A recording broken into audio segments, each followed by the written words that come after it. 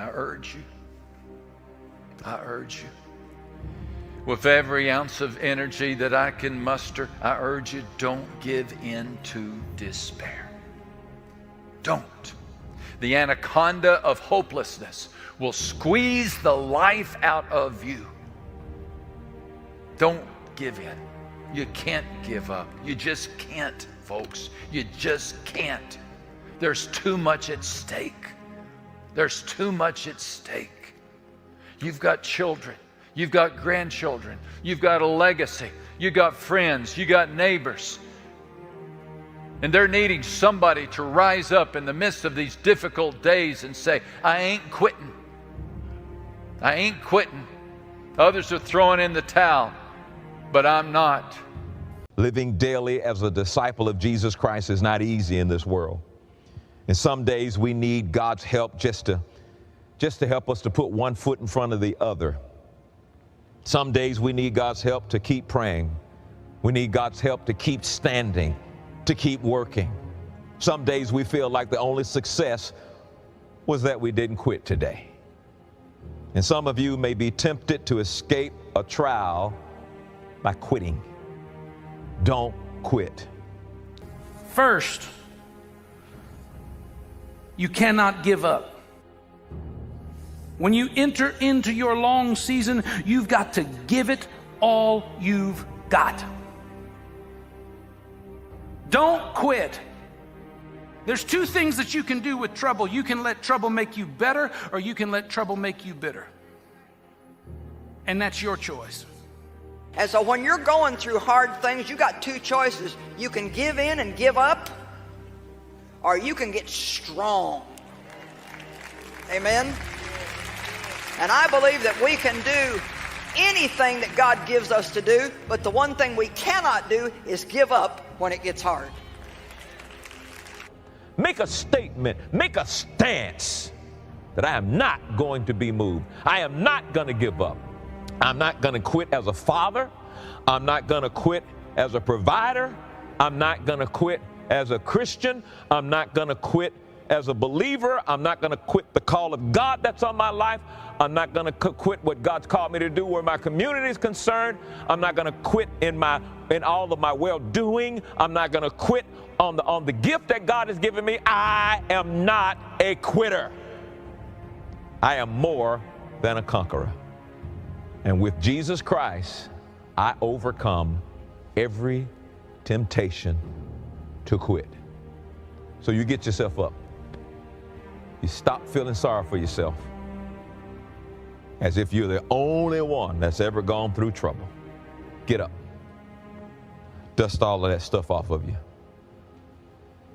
Hold your head up. Put your shoulders back. But let that devil know, I have an announcement to make. There's no more quit in me. There is no more quit in me. You ought to make up your mind, I'm going to make it. I'm not going to quit. I'm not going to lay down, and I'm not going to be a statistic. I'm going to make it because God is on my side. That no condition is too dark, no situation is too impossible, no problem is so severe that God can't, in a moment, in an instant, overturn, intervene, interrupt, and reverse the course of events. God has a plan for you, and know this, His plan for you is better than your plan for yourself. So never be afraid to commit an unknown future to a known God. In God's hands, no script is predictable. No storyline is inevitable. No outcome is certain. Don't let the middle of the story confuse you. Don't be thrown off.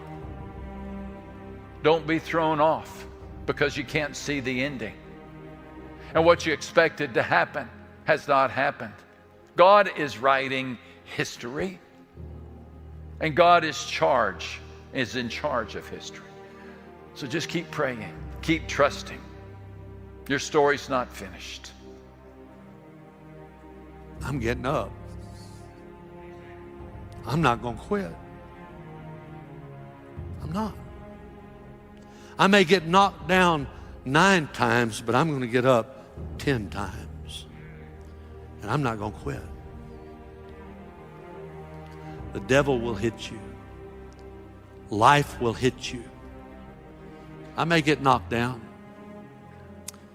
But bless God, I'm getting up. I'm not going to quit. You are an overcomer.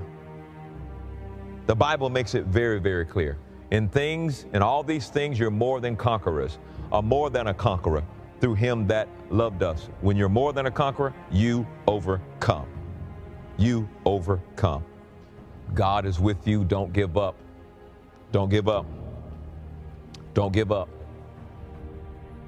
Wake up and recognize that if you've been through some stuff, God was with you while you were walking through it, and He's with you now. He's still on the throne. He still has a plan for you. He's still working it out in your life. He is not going to leave you. He is not going to forsake you. He has the way through the wilderness, and if you'll look to Him, He'll lead you and guide you and give you a blessing that you cannot contain.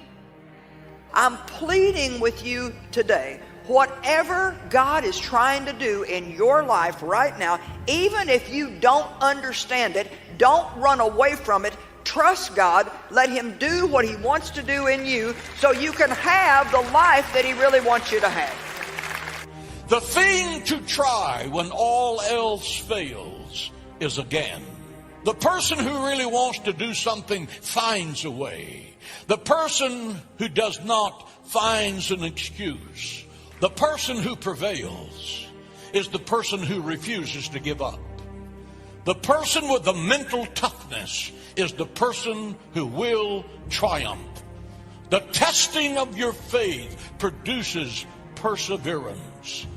The man who can get up one more time than the time he's knocked down is going to be the winner. Being knocked down is not a problem, but staying down is a problem.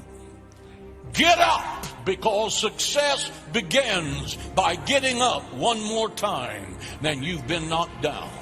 The Bible declares in Proverbs 24:16, listen to this. For though a righteous man falls 7 times, he rises again.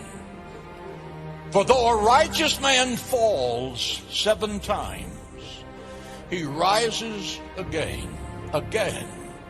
You're not a failure for falling down. You're a failure for staying down.